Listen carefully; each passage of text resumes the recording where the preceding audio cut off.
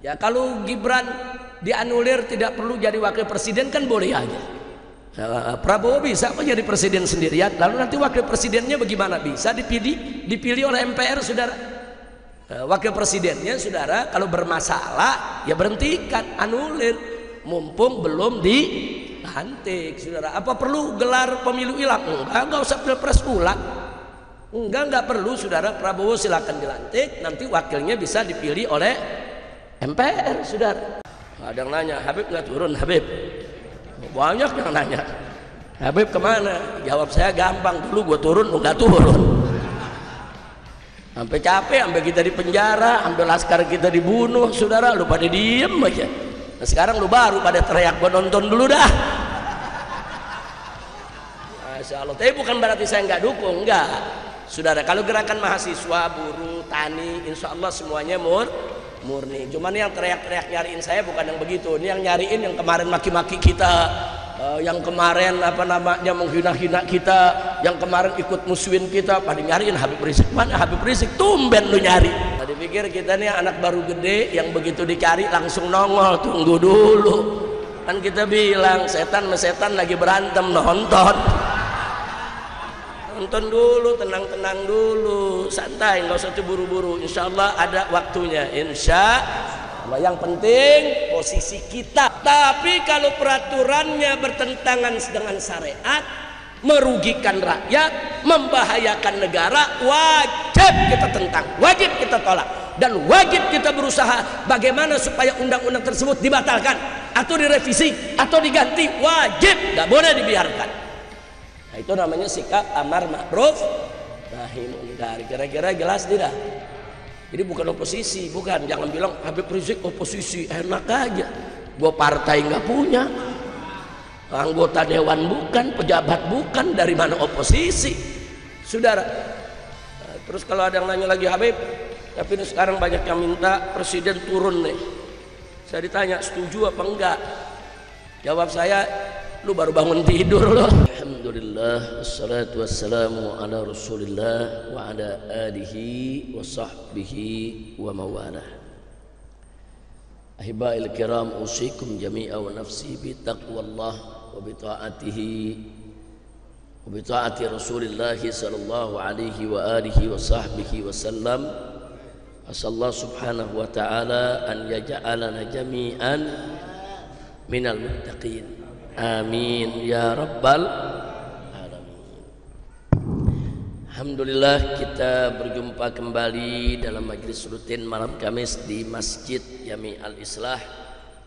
Dan alhamdulillah guru-guru kita Habib Idrus Al-Habsyi, Ustadz Al-Haj Haris Ubaidillah, begitu juga Ustadz Kembar Adi Alwi, hafizahumullahu ta'ala wa ra'ahum, famatallahu bituli hayatihim wa nafa'ana bi'ulumihim, amin ya rabbal alamin. Pada kesempatan ini, saudara,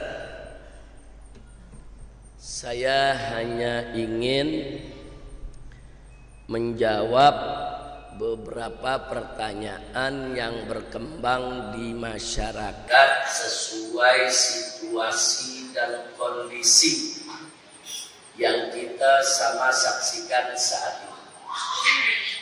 Pertama ada yang bertanya, apa sih hukum demo? Nah, ini kan lagi rame demo ya. Demo rame. Kemudian lagi orang ketamburan kayak itu ya. Biasanya Ustaz Haris paling depan gitu demo. Dan tanya apa sih hukum demo? Itu pertama. Yang kedua, apa sih hukumnya kalau dalam demo itu ada orasi-orasi yang sifatnya mengkritik, memprotes, dan sering juga kita dengar ucapannya keras, kasar ya kawan. Nah, ini hukumnya apa? Jawab jangan. Kapan? Kamis depan. Kalau demo udah selesai. Tapi ya kawan, kalau soal demo saya sudah pernah bahas di sini panjang lebar. Saya sudah pernah bahas di tablik-tablik, di majelis-majelis saudara, bahwa demo itu tidak lain dan tidak bukan adalah aksi unjuk rasa, aksi untuk menyampaikan pendapat. Jadi berdasarkan undang-undang yang berlaku di negeri kita, demo itu dilindungi undang-undang. Jadi tidak boleh ada pihak manapun yang menghalangi siapapun yang ingin melakukan aksi unjuk rasa atau aksi menyampaikan pendapat. Bahkan dalam undang-undang penyampaian pendapat disebutkan kalau ada orang yang dengan sengaja menghalangi orang yang ingin melakukan aksi, itu bisa dipidana, bisa dituntut dan bisa dipenjara ya kawan. Nah artinya kalau dari segi perundang-undangan tidak ada masalah, bebas. Orang mau demo mau aksi silakan ya kawan. Nah, jadi kita juga jangan alergi dengan saudara-saudara kita yang sedang aksi ya kawan. Itu yang pertama. Saya pikir kalau soal ini dulu kita pernah bahas berkali-kali, karena dulu kita juga sering demo dan sering diprotes orang tanya dalilnya apa. Nah, paling tidak dalam sejarah Nabi kita Muhammad sallallahu alaihi wasallam yang pernah dulu saya sampaikan bagaimana sekelompok sahabat pernah saling bergandeng tangan di kota Mekah, kemudian mereka bertahlil mengucapkan la ilaha illallah, berjalan di tengah masyarakat dengan tujuan untuk menunjukkan kepada mereka bahwa kami muslim, mau apa, bahwa kami masuk Islam, mau apa. Nah, jadi dia mau tunjukkan kepada orang-orang kafir di kota Makkah. Itu juga demo. Nah, karena mereka mendapatkan selama ini banyak orang Islam diintimidasi, diteror, disiksa ya ikhwan. Nah, sehingga ada sekelompok sahabat yang memang pemberani seperti Sayyidina Hamzah dan lain sebagainya, saudara, mereka bergandeng tangan, mereka tunjukkan Islam mereka secara terang-terangan di depan mata orang-orang kafir. Nah, jadi ini juga salah satu bentuk aksi unjuk rasa, dia tunjukkan dirinya. Bahkan sebelum itu para sahabat pernah bermusyawarah, atau lebih tepatnya berbincang-bincang lah tanpa kehadiran Nabi. Jadi diantara sahabat ini, saudara, ada yang punya inisiatif, pengen sekali-sekali begitu kita nih datang ke tengah-tengah orang kafir di depan Ka'bah, kalau mereka lagi kumpul kita baca Al-Quran yang keras, biar mereka semua dengar isi kandungan Al-Quran. Nah, kira-kira siapa yang berani melakukan itu? Tahu-tahu ada satu sahabat angkat tangannya siap melakukan itu, yaitu Abdullah bin Mas'ud radhiyallahu anhu. Abdullah bin Mas'ud ini pelayan kita punya Nabi, khadimur Rasulullah sallallahu alaihi wasallam. Abdullah bin Mas'ud ini yang suka bawa tongkatnya Nabi, bawa sendalnya Nabi. Kalau Nabi masuk kemana sendal dibuka, dia yang pegang, saudara. Nah, Abdullah bin Mas'ud ini fisiknya kecil ya, badannya kecil, kurus. Ya kalau untuk berkelahi nggak meyakinkan saudara, tapi berani luar biasa. Terus para sahabat begitu lihat Abdullah ibn Mas'ud, mereka mengatakan jangan kamu, karena badannya kecil ya kawan, jangan kamu, yang lain aja. Udah gitu Abdullah bin Mas'ud ini dianggap juga bukan dari suku yang kuat ya kawan, sehingga khawatir nanti nggak ada yang melindungi. Nah, tapi tetap Abdullah bin Mas'ud mengajukan dia yang membaca. Singkat cerita, akhirnya di hari yang sudah ditentukan Abdullah bin Mas'ud jalan menuju Ka'bah. Di sekitar Ka'bah banyak orang-orang kafir Quraisy, pemuka-pemukanya pada hadir. Ada Abu Jahal, ada Abu Lahab, ada Abu Sufyan ya ikhwan. Wah, ini pemuka-pemuka semua. Nah, kemudian Abdullah bin Mas'ud di hadapan mereka sambil mengelilingi Ka'bah membaca surat Ar-Rahman. Ar-Rahman allamal Quran, baca satu ayat, baca sambil dia kencengin suaranya ya. Dan orang-orang kafir kaget, apa yang dibaca orang ini? Mereka dengarkan semua, ternyata dibaca ayat Al-Quran. Salah satu dari mereka mengatakan, oh ini yang diajarkan oleh Muhammad ini yang diajarkan oleh Muhammad nih, ini sihir ini, bahaya ini.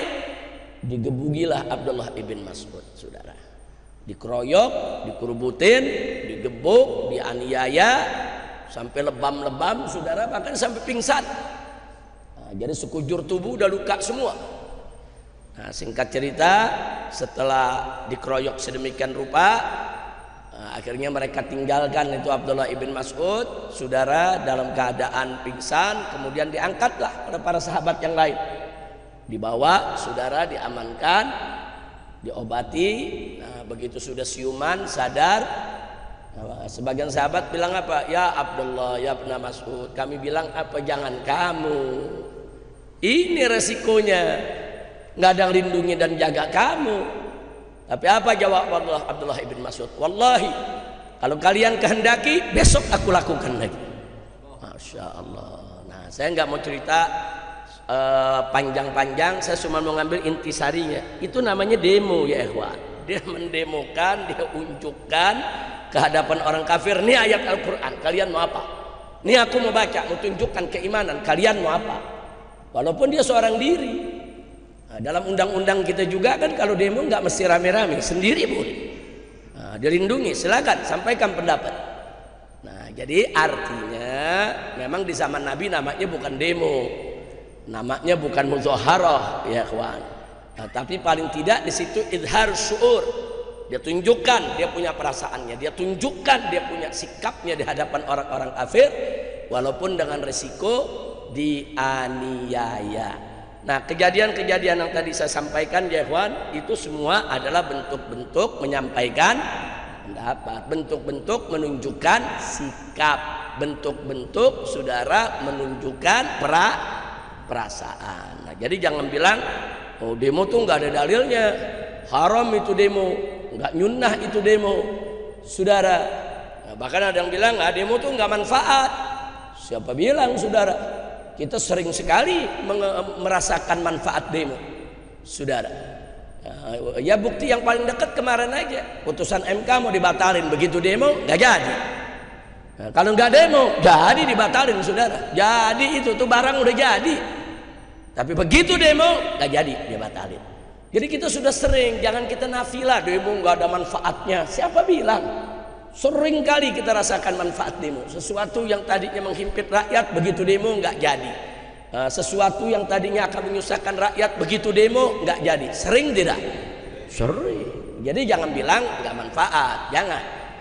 Jadi para mahasiswa kita, masyarakat, buruh yang pada demo menyampaikan pendapatnya, saudara, mereka dibenarkan secara syariat dan dilindungi oleh undang-undang. Jadi kita dewasa sedikit lah kalau kita menyikapi hal-hal seperti itu. Soal kita nggak mau demo tuh soal lain. Oh saya nggak suka kalau demo, ya nggak apa-apa nggak suka, saudara. Kan nggak dipaksa. Ayam halal, apa kita dipaksa makan ayam? Enggak, kita disediain ayam nggak doyan, ya jangan makan. Nah, tapi jangan langsung mengharamkan ayam. Oh ini ayam haram nih, saya nggak suka. Ente nggak suka kok diharamin. Nah, jangan demo boleh, saudara. Jadi jangan bilang ini demo bid'ah, syirik, tidak nyunnah ya ikhwan.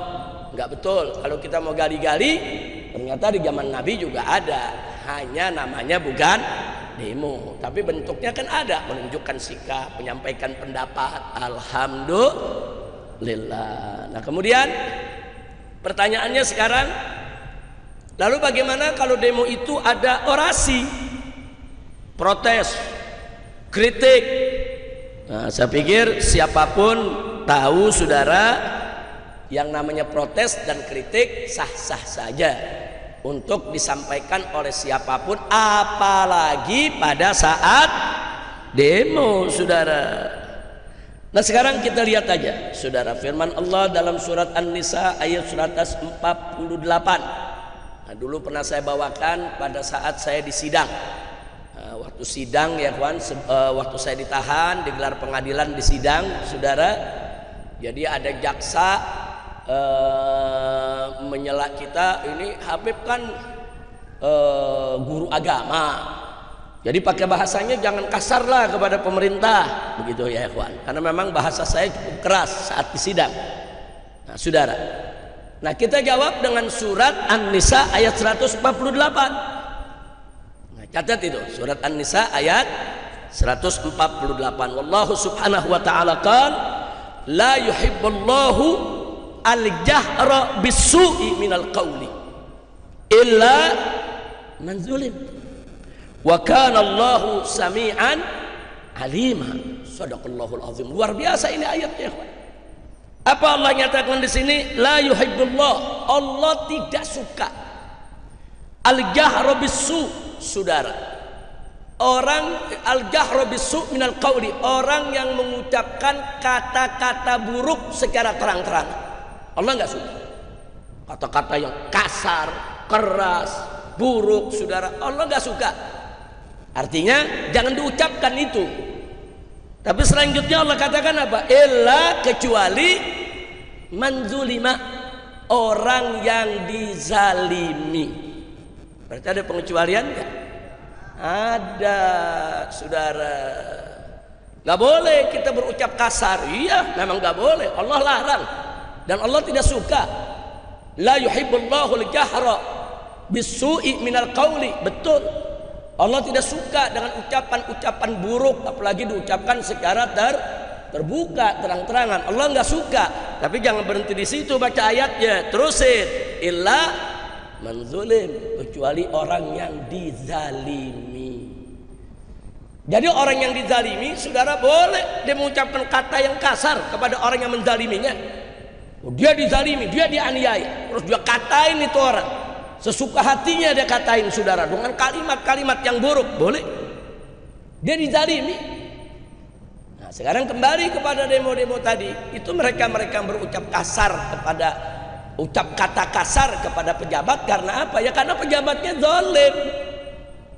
Kalau pejabatnya zalim, baik itu eksekutif, yudikatif, legislatif, kalau mereka membuat kebijakan-kebijakan yang menzalimi rakyat, berarti rakyat mazlum. Berarti rakyat orang-orang yang dizalimi. Lalu kalau rakyat yang dizalimi protes, boleh tidak? Kritik boleh tidak? Ngatain boleh, saudara. Ini pejabat brengsek, pejabat bejat, bikin susah rakyat. Boleh. Kenapa tidak ya?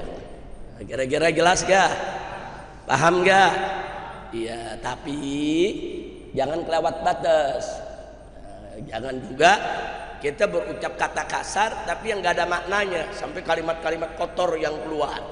Nah, itu nggak boleh juga, saudara. Jadi ada batasan-batasan yang harus kita jaga, dan jangan juga yang kita ucapkan berupa fitnah. Jangan. Jadi kezaliman itu memang fakta adanya, saudara. Nah, silakan kita protes, kritik. Jangan sesuatu kita tuduh zalim ternyata hoax. Ternyata kita hanya menelan berita-berita palsu. Oh, katanya pemerintah begini, katanya begini, ternyata enggak. Nah, terus kita maki-maki karena itu. Enggak boleh, saudara, enggak boleh. Berarti kita yang salah paham. Nah, maka itu sebelum kita menyampaikan pendapat kita, sebelum kita memprotes sesuatu, saudara, tabayun dulu. Tabayun, betul gak nih berita? Betul gak nih pemerintah punya putusan begini? Betul gak arahnya begini? Betul gak nih uang rakyat dikorupsi? Betul gak tuh ada korupsi? Nah, kalau memang sudah ada indikasi-indikasi yang kuat, bukti-bukti yang gak terbantahkan, apalagi pemerintahnya main-main atau pilih-pilih, saudara. Kalau rakyat kecil terlibat narkoba, langsung tangkap, penjara 12 tahun. Nah, giliran anak pejabat kena narkoba, senyap, tahu-tahu udah ada di luar. Narkoba tuh hukumannya bukan ringan, saudara. Saya waktu di penjara kemarin ditaruh di blok narkoba, saudara. Nah, di blok narkoba itu ada 100 orang lebih, semua tuh terlibat narkoba. Dan hukumnya berat-berat, saudara. Berat-berat. Paling ringan saat itu yang saya dapatkan cuma 5 tahun, rata-rata di atas 10 tahun, saudara. Nah, bahkan kadang-kadang di antara mereka ada juga cuman korban. Nah, artinya korban, dia dititipi sesuatu, dia nggak tahu isinya apa. Tahu-tahu begitu digerebek dia yang kena. Begitu dilihat barang buktinya banyak, dia kena 15 tahun di penjara. Nah, tapi dia nggak bisa berbuat apa-apa, orang barang buktinya ada di tangan dia. Nah, makanya anda nih, khususnya anak muda, hati-hati terima titipan. Kalau orang kita nggak kena, bahkan dari yang kita kenal pun juga kita mesti hati-hati. Kalau kita tahu, wah, ini orang brengsek nih, dia orang suka mabuk, dia orang suka narkoba, tahu-tahu nitip sesuatu sama kita, tunggu dulu, jangan main terima. Nanti begitu dia titip, tahu-tahu pas ada penggerebegan, dia yang ngilang, kita yang digerebek, kita kena, tahu-tahu kena penjara 15 tahun. Dan itu saya dapatkan ya kawan, anak-anak muda. Di apa namanya, pada saat saya ditahan di Mabes Polri, anak-anak muda, ya betul, ada sebagian ngaku, ya Habib saya salah, memang saya ikut mengedarkan, saya salah, saya memang kurir, saya salah, memang saya menggunakan. Tapi ada juga yang nggak salah, cuman waktu diperiksa ya digebugin, mesti ngaku, itu kan jadi masalah. Nah, orang kalau udah digebugin, saudara, digebugin, disiksa, disetrum, jempol ditindih dengan kaki ujung meja, saudara, yang nggak berbuat juga terpaksa ngaku, nggak kuat orang ditahan, nggak boleh, karena pemeriksaan semacam itu nggak boleh. Saya waktu di Mabes Polri, di pengajian begini nih di Mabes Polri, saya ngajar, saudara. Nah, semua polisi juga yang jaga di situ dengar, saya sampaikan, saya teriakan, nggak boleh kalian siksa orang, saudara, yang diduga. Nah, periksanya nggak boleh, paksa, mensiksa, saudara, haram. Nggak boleh kita berbuat zalim begitu, nggak boleh ya kawan. Makanya nih kepada anak-anak muda saya ingatkan, kalau ada yang nitip barang apapun, nitip di rumah kita, nitip di mobil kita, saudara, bahkan yang sekarang kesian ini tukang-tukang ojek, saudara, ada mereka kirim apa namanya, kirim barang sekarang memanfaatkan Gojek, kan Gojek nggak tahu isinya apa ya kawan. Tapi ala kulihal, kalau Gojek masih bisa menghindar, pesanannya kan biasa ada di HP itu, kan kirim ya kemari ya, ini begini ya, dia bisa tunjukkan, saya cuma nganter pak. Nah ini yang ngirim siapa, ini nomor teleponnya pak, dia yang ngirim pak, saya disuruh kirim kemari. Kalau Gojek gampang menghindar, ada bukti lah di HP-nya saudara. Tapi kalau yang bukan Gojek, saudara hanya karena pertemanan, titip sebentar ya, toto dia jalan, toto digerebek. Emang orang yang lagi mau nitip tadi lagi diikuti saudara sama tim buru sergapnya polisi saudara. Tahu-tahu dikasih seseorang, begitu digerebek, yang kena, yang dipenjara, yang dihukum adalah yang megang barang bukti tersebut ya. Nah, jadi sekali lagi tolong hidup di zaman sekarang kita harus lebih banyak hati-hati. Nah baiklah, kembali kepada apa yang kita sampaikan tadi saudara. Karenanya kalau pemerintah nggak mau didemo, bikin undang-undang yang bagus, bikin regulasi yang bagus. Kalau pejabat nggak mau didemo, ya jangan jadi pejabat brengsek. Nah, kalau ada presiden nggak mau didemo, ya jadi presiden yang baik. Kalau DPR nggak mau didemo, saudara, ya bikin undang-undang yang manfaat, yang nggak bertentangan dengan agama, yang manfaat buat rakyat, saudara. Nah, kalau nggak mau didemo, saudara, jangan menyalahgunakan kekuasaan, saudara. Nah, jangan cawe-cawe untuk kepentingan keluarga, undang-undang seenaknya diubah. Orang lain nggak boleh, tapi kalau anaknya boleh. Oh ada undang yang larang, undang-undang dirubah media. Ini negeri bukan punya bapak moyangnya saudara. Ini negeri bukan perusahaan pribadinya. Nah maka itu saudara, pejabat-pejabat brengsek seperti ini wajib memang didemo. Kalau saya katakan harus didemo, nggak boleh dibiarkan. Saudara, harus didemo, harus ditentang, harus dilawan. Nah, dan jangan lupa Nabi mengatakan bahwa afdolul jihad kalimatu haqqin amama sultanil jair. Sebaik-baiknya jihad adalah kalimat hak yang disampaikan di hadapan pemimpin yang zalim, pemimpin yang jahat. Nah, jadi sekali lagi saya mendukung sepenuhnya. Saya mendukung sepenuhnya saudara. Demo-demo yang dilakukan oleh mahasiswa, oleh buruh, oleh masyarakat, oleh rakyat dalam rangka untuk melawan kezaliman dan menegakkan keadilan. Karena kenapa saya harus mendukung? Karena itu bagian daripada amar ma'ruf nahi munkar. Nah, cuman yang saya ingatkan jangan kebablasan dan hati-hati jangan sampai ditunggangi. Saudara, ada yang suka nunggangi gerakan mahasiswanya bagus, gerakan buruhnya bagus, gerakan rakyatnya bagus, tapi ada orang-orang politik yang menunggangi. Saudara, ya katakanlah kemarin kita bicara soal putusan MK, kan ada partai politik saudara yang ikut mengompori karena kalau itu nggak jadi dibatalkan partai politik tadi diuntungkan. Nah begitu nggak jadi dibatalkan, begitu mahasiswa berhasil dengan demonya saudara, ya dia sudah sampai di situ aja berjuangnya. Karena partai politik itu hanya ngincer kalau ini nggak jadi dibatalkan, saya bisa mengusung saudara calon saya, itu aja tujuannya. Nah ini yang kita mesti waspada. Kadang-kadang partai politik begini saudara sok jadi pahlawan, pura-pura bela mahasiswa, pura-pura bela rakyat. Oh, kadang-kadang ikut turun saudara, ikut teriak soal keadilan, dirinya sendiri gak pernah adil. Ini terjadi saat ini. Hati-hati, hati-hati, saudara. Hati-hati. Tapi kalau demo-demo buruh, mahasiswa, rakyat, kita lihat aja, untuk suarakan itu keadilan, kebenaran, saudara. Dukung, dukung. Jangan ragu-ragu rakyat Indonesia untuk mendukung, saudara. Karena memang, saudara, di kondisi politik kita di negeri ini yang sudah partai semua diborong untuk mendukung rezim, partai nggak bisa diharapkan lagi untuk membela rakyat, maka rakyat harus membela dirinya sendiri, saudara. Nah, kalau gara-gara demo ada macet, jalan kita terganggu, ya maklumin, saudara, nggak tiap hari kok.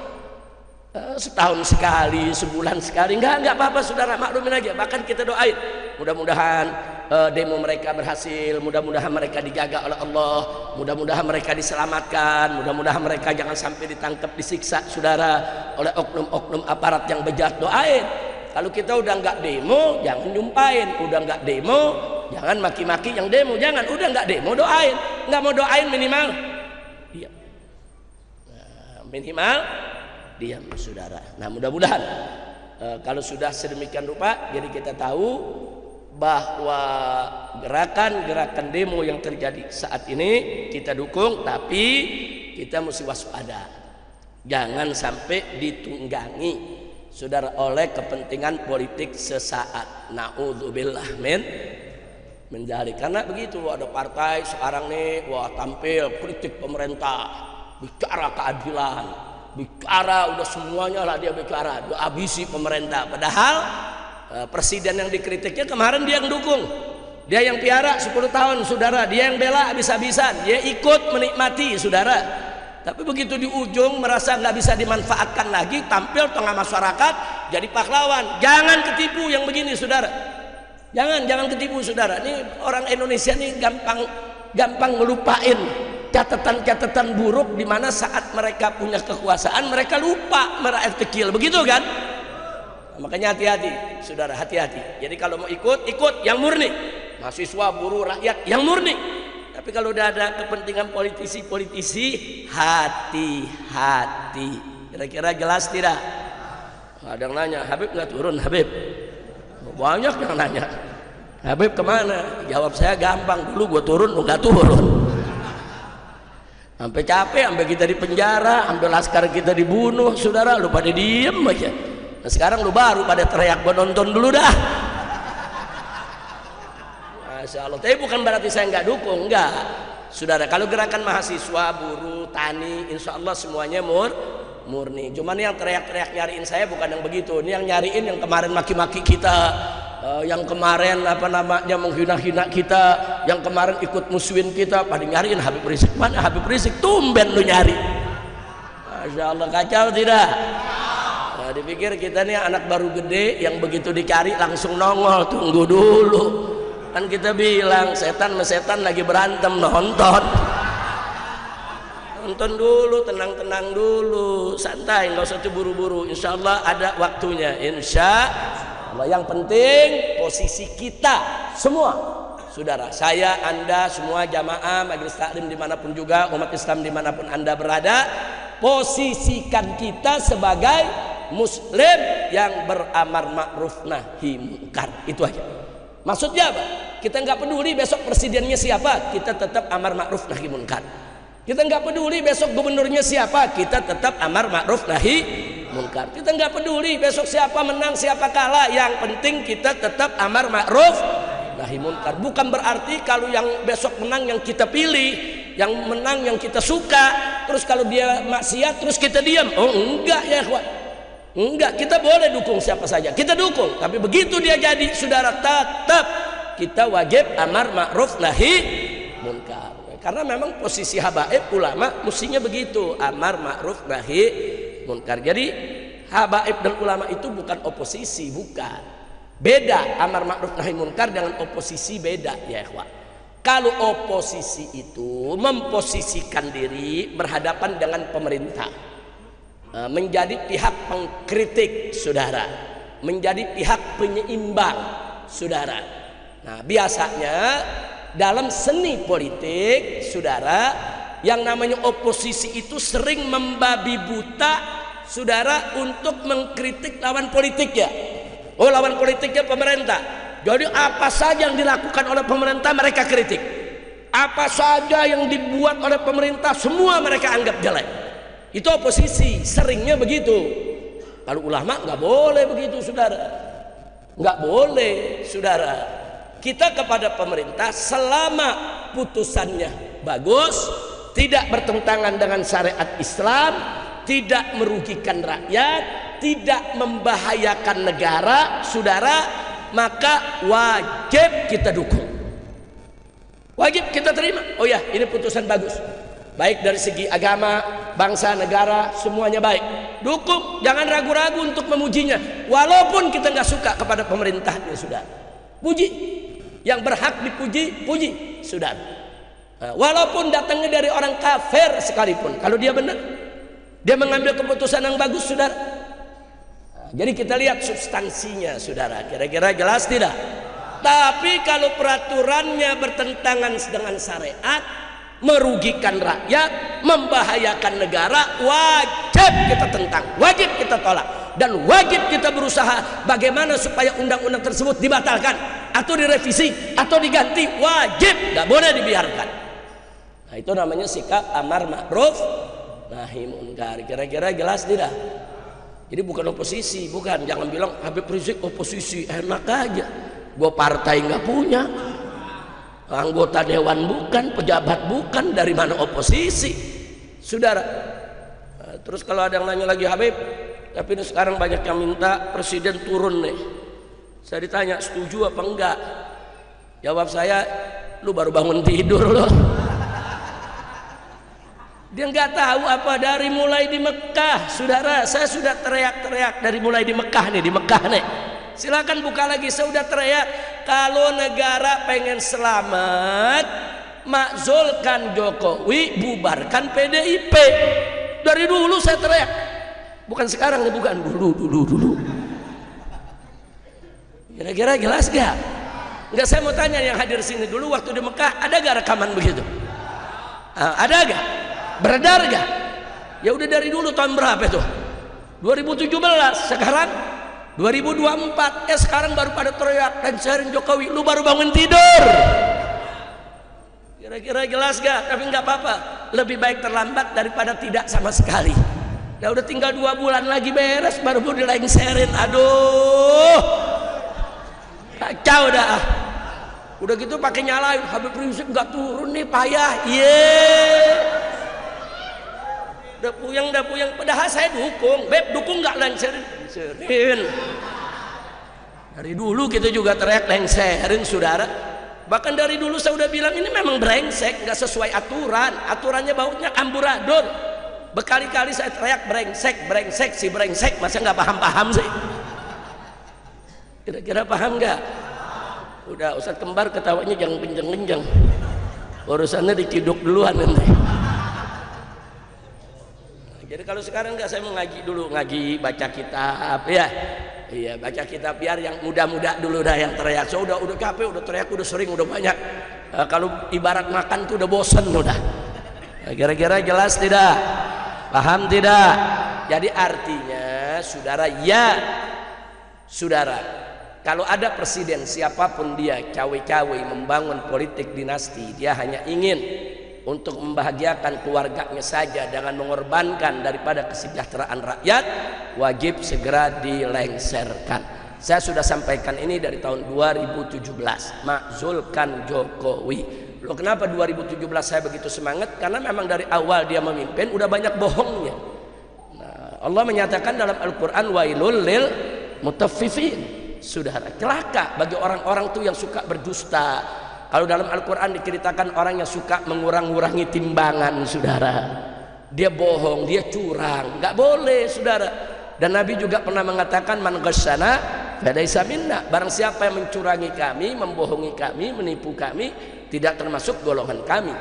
Dan sejak 2017 dari Mekah sana saya sudah berteriak, saudara, siapapun pemimpin yang memperoleh kemenangan dengan jalan curang tidak akan berkah. Tidak akan berkah. Nah, sekarang kita lihat lagi, sudah dia sama dia ribut, saudara, ekonomi semrawut, saudara, utang nggak tanggung-tanggung, utang yang resmi dari pemerintah aja sudah lebih dari 8.000 triliun. Belum utangnya BUMN yang juga 8.000 triliun, saudara. 8.000 triliun, belum lagi uang pensiunan ASN, TNI, Polri, saudara. Itu jumlahnya nggak kurang dari 4 triliun. Jadi beban yang ada sekarang ini 20 triliun.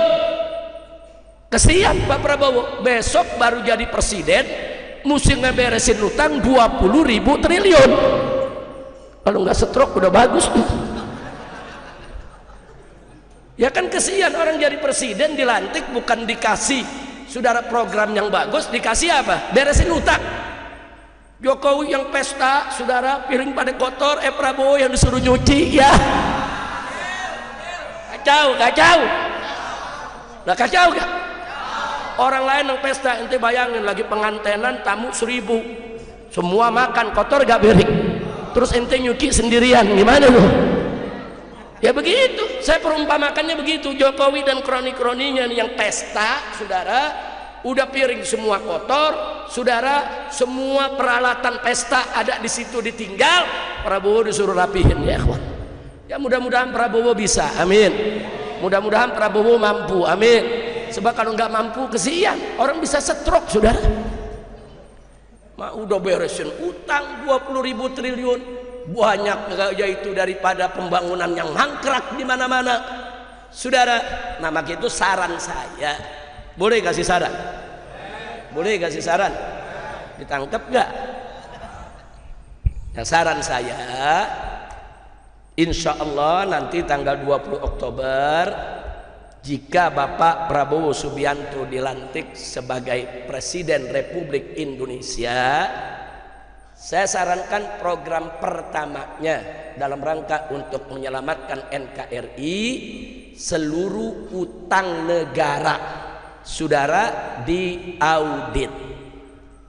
Audit, periksa semua utang.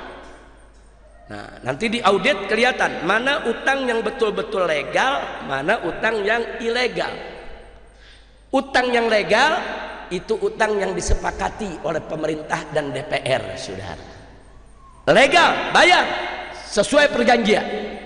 Tapi kalau ada utang ilegal, saudara, yang memang DPR tidak pernah setujui atau tidak melalui prosedur yang sebenarnya, tidak ada studinya, saudara, tidak memenuhi persyaratan, saudara, atau bahkan ada satu proyek para ahli sudah mengatakan ini tidak boleh dibangun, ini berbahaya, ini proyek rugi, tapi pemerintah tetap dia tubruk, dia jalan, saudara. Ini semua utang ilegal. Utang yang ilegal ini, saudara, nggak usah dibayar, lalu pelakunya jeblosin semua ke penjara, masukin ke penjara, saudara. Mau siapapun, mau Jokowi ke, saudara, mau Luhut ke, mau siapapun kroni-kroninya, kalau memang terbukti melakukan utang ilegal, tangkap, jebloskan ke penjara, sita semua hartanya, saudara. Jadi itu saya yakin kalau itu diaudit, saudara, utang yang tadinya kelihatan 20.000 triliun mungkin cuma 4.000 triliun, saudara.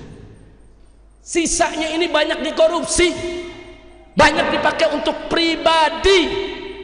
Ada urusan apa kita disuruh bayar utangnya dipakai buat pribadi?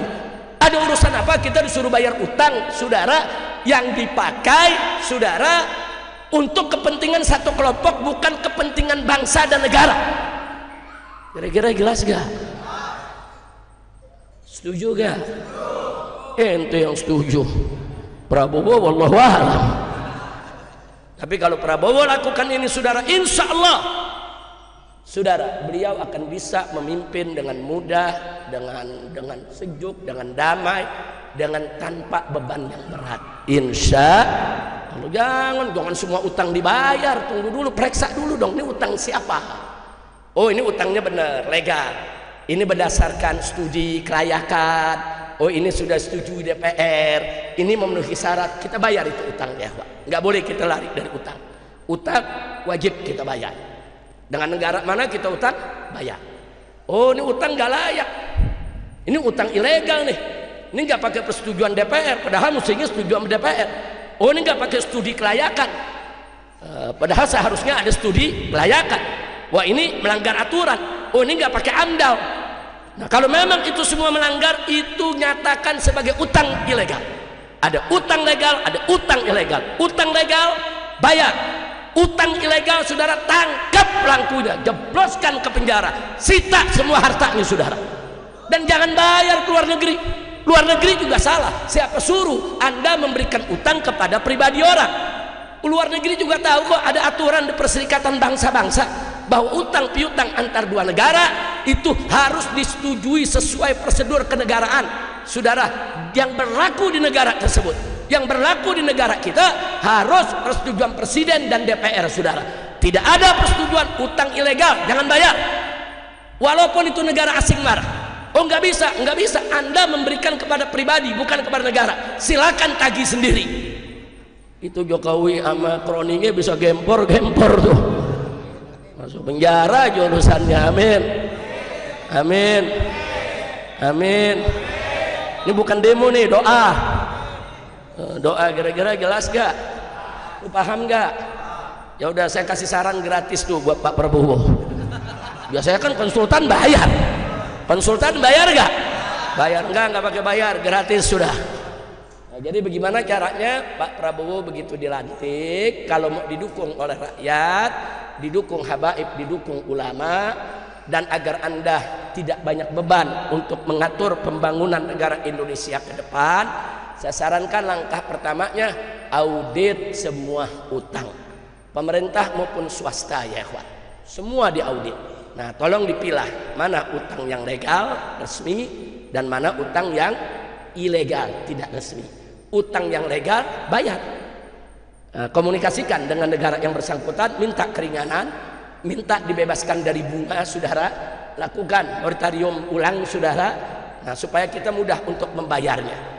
Adapun utang-utang yang ilegal yang tidak memenuhi persyaratan atau nubruk aturan saudara, jangan dibayar. Itu urusan pribadi yang bersangkutan. Lalu apa? Panggil yang pelakunya saudara, periksa di KPK, seret ke pengadilan, miskinkan dia, sita semua asetnya, jebloskan ke penjara siapapun dia, walaupun itu mantan presiden, mantan menteri, nggak peduli. Dia berani coba-coba membuat utang yang ilegal, tangkap, jebloskan ke penjara ya. Rakyat dukung, nggak usah khawatir, rakyat dukung. Saudara, saya tahu kalau Prabowo melakukan itu saudara, semua koruptor-koruptor dijebloskan ke penjara saudara, setuju tidak? Dukung tidak? Takbir. Udah cukup, aneh ngaji jadi demo ntar. Nah jadi itu yang saya mau sampaikan. Jadi itu aja. Jadi ada pertanyaan apa hukum demo? Boleh, asal jangan langgar syariat. Jangan demonya telanjang, jangan ya Pak. Jangan demonya nunjukin aurat, jangan. Jangan juga demonya kelewatan sampai bunuh diri, bakar diri. Kan ada yang demo bakar diri saudara, nggak boleh. Nggak boleh, dalam Islam nggak boleh. Demo boleh, unjuk rasa boleh, tapi tetap tidak boleh langgar syariat atau mengganggu orang yang tidak mengganggu. Kadang nanya, kalau mukul aparat bagaimana Habib? Nggak boleh kalau dia nggak mukul. Tapi kalau aparatnya mukulin kita, nembakin kita, jawabnya lawan. Lawan kenapa? Dalam konteks bela diri saudara, bela diri wajib. Jangan diam, dipukul, pukul lagi, ditimpuk, timpuk lagi saudara. Berani gak lu? Ya kalau nggak berani tidur dah. Udah nggak berani so ikut demo, ulang demo marah-marah, demo begini ya, demo begini. Lu pikir demo makan apa? Makan rendang. Udah kira-kira jelas gak?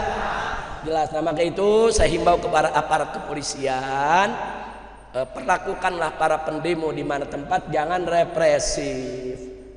Itu anak-anakmu juga, adik-adikmu juga, itu bangsa Indonesia, satu negeri denganmu. Jangan yang demo disemprot gas air mata juga bubar saudara.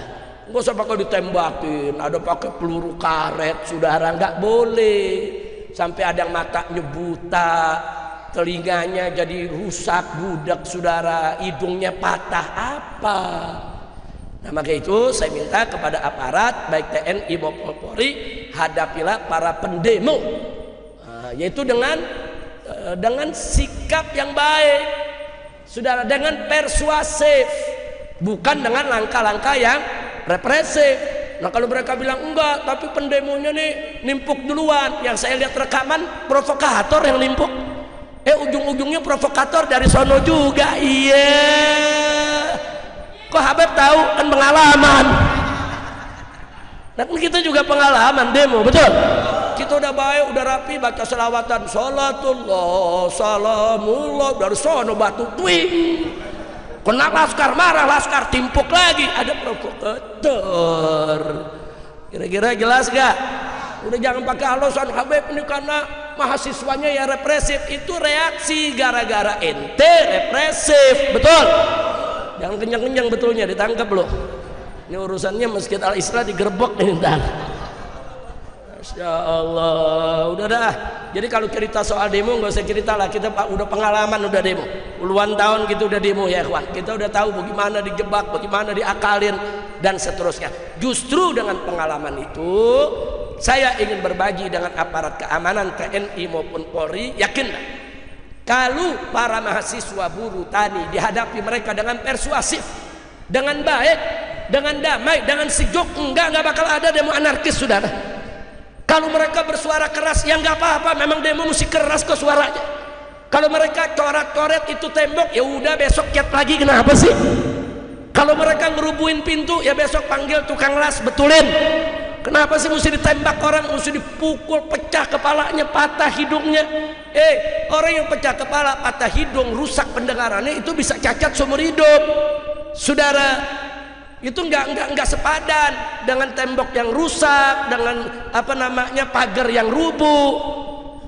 Jadi manusiawi lah, manusiawi. Adapun para mahasiswa, para buruh, para petani, rakyat semuanya yang berdemo, ikhlaskan niat. Jangan mau ditunggangi oleh siapapun, jangan mau dijadikan alat politik siapapun. Berjuang dengan niat yang ikhlas, bersih, hanya untuk mencari ridha Allah, membela agama, bangsa dan negara. Pokoknya semua mahasiswa, buruh, siapapun yang berdemo dengan niat yang ikhlas untuk bela agama, bangsa dan negara, saya nomor satu paling depan untuk mendukung daripada perjuangan mereka, saudara. Takbir, shallu ala nabi. Jadi ya kawan, saya pikir dua pertanyaan tadi sudah terjawab, saudara, dan sikap saya terhadap kondisi sekarang juga jelas. Saya tidak pernah berubah dari dulu sampai hari ini, saudara. Saya tetap akan melawan siapapun pejabat-pejabat brengsek di negeri ini, saudara. Hanya semata-mata untuk amar ma'ruf nahi munkar, mencari ridha Allah subhanahu wa ta'ala. Dan pesan saya secara khusus buat Bapak Prabowo Subianto, tidak usah panik dengan demo-demo yang sekarang. Karena demo-demo yang sekarang ini sebetulnya kan ditujukan, saudara, untuk rezim yang saat ini berkuasa, yang cawe-cawe, nabrak undang-undang, nabrak konstitusi hanya untuk kepentingan keluarga. Nah, mestinya Pak Prabowo ikut mendukung gerakan mahasiswa. Mestinya Pak Prabowo ikut mendukung suara-suara rakyat tadi. Nah, supaya apa? Supaya jangan sampai pula nanti begitu Bapak Prabowo memimpin, saudara, orang-orang brengsek ini akhirnya memaksakan diri ada di sekitar presiden yang baru. Itu bahaya. Nah, maka itu yuk, saya mau ajak seluruh bangsa Indonesia ke depan. Kalau memang nanti Pak Prabowo dilantik menjadi presiden, saudara, kita jaga, kita lindungi. Jangan sampai Pak Prabowo ini ditunggangi, saudara, oleh Jokowi dan kroni-kroninya, saudara. Nah, jadi perjuangan mahasiswa sekarang nggak main-main. Kalau mahasiswa sekarang menolak adanya Gibran sebagai wakil presiden, wajar. Kenapa? Karena putusan MK-nya kan direkayasa. Putusan MK-nya itu kan cawe-cawe, saudara, sehingga dia boleh jadi wakil presiden. Nah, sebetulnya Pak Prabowo-nya sendiri jadi capres sudah bagus, menang, silakan. Nah, tapi ada problem-problem di sekitar Pak Prabowo ini, yuk yang sama-sama kita beresin, saudara. Ya, kalau Gibran dianulir tidak perlu jadi wakil presiden kan boleh aja.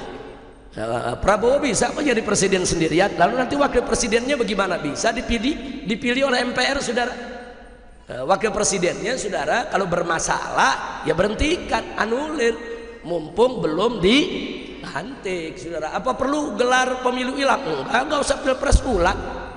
Enggak perlu, saudara. Prabowo silakan dilantik, nanti wakilnya bisa dipilih oleh MPR, saudara. Jadi nggak usah kita ribut-ribut, karena kalau kita ribut-ribut begini nanti terjadi gejolak yang lebih meluas, terjadi kegaduhan di mana-mana, bisa terurang peristiwa 98, bahkan bisa lebih hebat lagi dari 98. Hati-hati, jangan dipandang remeh. Ini gerakan pandang remeh, nggak apa-apa saudara, ini kan kecil, ini people power nggak seberapa, yang datang sedikit. Jangan sombong lah, jangan sombong. Ini kan yang baru turun kan mahasiswa, rakyat belum turun. Kalau rakyat yang turun, kalian digulung semua. Jangan sombong, jangan. Jadi persoalan ini hadapi dengan cerdas, dengan pintar, dengan piawai, saudara. Nah, jangan orang yang udah marah ini kan ibarat api, jangan disiram bensin, makin besar, saudara. Nah, ajak tuh mahasiswa, mari kita duduk, apa maunya. Nah, kalau memang kemauannya wajar kok, mereka nggak mau ada politik dinasti, ya diakomodir aja. Memang nggak boleh ada dinasti, itu nggak boleh, saudara, dalam sistem demokrasi kita. Nah, makanya kan sedih sekali ada ketua umum partai terpilih tahu-tahu menobatkan presiden jadi Raja Jawa. Nggak boleh, saudara. Raja Jawa yang asli itu Sunan Hamengkubuwono yang ada di Yogyakarta, itu Raja Jawa. Orangnya sopan, saudara. Orangnya pinter, sopan, merakyat, dekat dengan masyarakat, keluarganya tidak sombong. Anaknya di jalanan tetap naik angkot, tetap naik beca, nggak naik jet pribadi, saudara. Itu Raja Jawa.